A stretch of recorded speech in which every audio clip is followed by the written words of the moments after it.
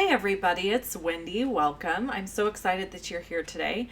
I have a super adorable, cute box for you that I cased, which means copy and share everything, from my friend Pootles Papercraft, or also known as Sam.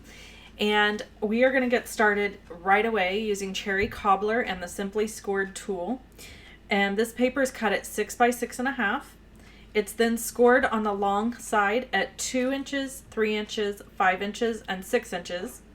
And then we're turning it and scoring it at 1 inch and 5 inch on the short side. Sorry about my dogs barking. It happens. I'm so sorry. Anyways, then we're going to fold and burnish the edges just to get everything nice and foldy. That's not a word, but I made it a word today. So yes, we're getting things nice and foldy, and then we are going to start adhering papers and cutting away pieces. So these pieces of Designer Series paper are from the Merry Little Christmas Designer Series paper stack, and they are cut at 3 7/8 by 1 7/8.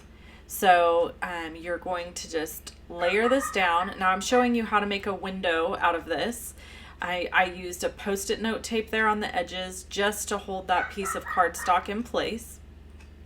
And then I'm going to use my everyday label punch to punch both pieces of paper at the same time so that everything lines up perfectly, basically. Then I am going to add a window sheet in between these two pieces of paper, and I'll show you how I'm going to do that after I do my punching. So the punching is very simple. You just line everything up the way you want it and go ahead and punch. And then you have this hole in both pieces. Now, obviously, you will need to add that acetate, like I said, and I've cut the acetate just a little bit smaller than the layered piece so that it wouldn't stick out on the edges. You really just don't need a very big piece, just enough to cover up that hole, because you don't want anything to fall out of the box. Now, I did make a mistake with this box, but I didn't realize it was a mistake until I was finished with the box. So I'm going to share that with you now. Basically, I should have made the lid for this box going in the other direction, or I should say, I should have punched this hole on the other side of the box, because when the lid closes, the lid ends up peeking out just a little bit into this window, and it wouldn't do that if it was going in the opposite direction. So just a little side note for you: if you make one of these boxes and you decide to put a window in it, make sure that you do the punching on the other side of the box so that the lid closes away from the hole or the opening, and then you won't see the edge of that lid. I hope that makes sense.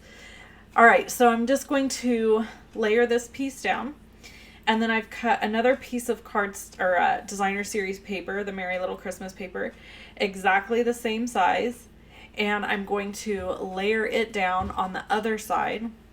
You can see here I had a little trouble getting everything lined up, but I was able to adjust it fairly easy. So now I'm going to adhere this piece, and you could see this green and white stripe piece would be pretty as well. I just had it in my head that Cherry Cobbler and this black and white plaid was going to be beautiful together, and it is. I really like it. All right, so now we have to do the cutting away of stuff. So you're going to cut away these little bitty tabs right at the top. They're useless. They have no purpose on this box. So just cut those away right off the bat and get rid of them. Then you're going to need to trim in on the score lines on each score line into the box, but obviously not past the score line that makes the tabs. So you're trimming in and stopping at that first score line going in the opposite direction. Does that make sense? All right, so once we've gotten that done, then you're going to start trimming some other places. So these are the little tabs that are going to tuck into the top of the box. So you can actually just trim like half of them off and then trim them at a little bit of an angle. This will really help you with the box closing. It just makes it a nicer look and it will go together better. Okay, so now we're going to trim away at the edges and just continue to fine tune these little pieces here. And that's it. Very, very simple. And then we just close the box. So you can close the box however you see fit. However, whatever is the front of the box is the tab that I like on the outside, because then I have this nice smooth rounded edge kind of that is closing the box. So I pulled everything up and then I just made sure that my two sides that are closing the box are going away from the front. So that gives you that nice rounded edge and you're not seeing the seam of the paper coming together at the front of the box. I hope that makes sense. I'm saying that a lot. I hope that makes sense. So this is the box all finished. How cute is that? It's just so adorable. And it's got that little window so you could stick anything you wanted in there. Here is where I made the discovery that I should have put the window part on the other side. And to do that, you probably would have to use a framelit. You probably wouldn't be able to punch. So I trimmed that little lip off just a little bit with my scissors in hopes that it would not show quite as much into the window. It still shows, but it's not as bad. So anyway, if I had this box to make again, I probably would put the window on the other side and use a framelit versus a punch, because as you can see that little lip of the closure there. Okay, I used black and white baker's twine, just the solid. I used 2 pieces there, and I am tying on my little tags that I made on Monday. So if you missed my Monday blog post or video, the description or the link to it is in the description below this video, and you can go and check out how I made the little tags.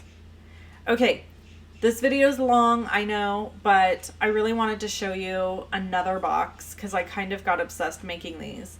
So here you can see I made the exact same box in Cherry Cobbler, but I used the white paper with the Christmas on it. This is still from the Merry Little Christmas Designer Series paper. You can see that I made the Christmas trees facing in opposite directions. That's because when you close the box, you want your Christmas trees to be upright on both sides. So just be mindful of that. If you have paper that you're using that goes in a certain direction, you're going to want to make sure that you put it down in a direction so that when the box is closed, it looks like it makes sense.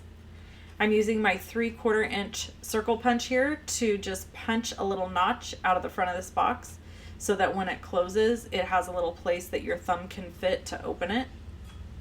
It's actually one of my very favorite things to do, to make a little notch in a box. I don't know why.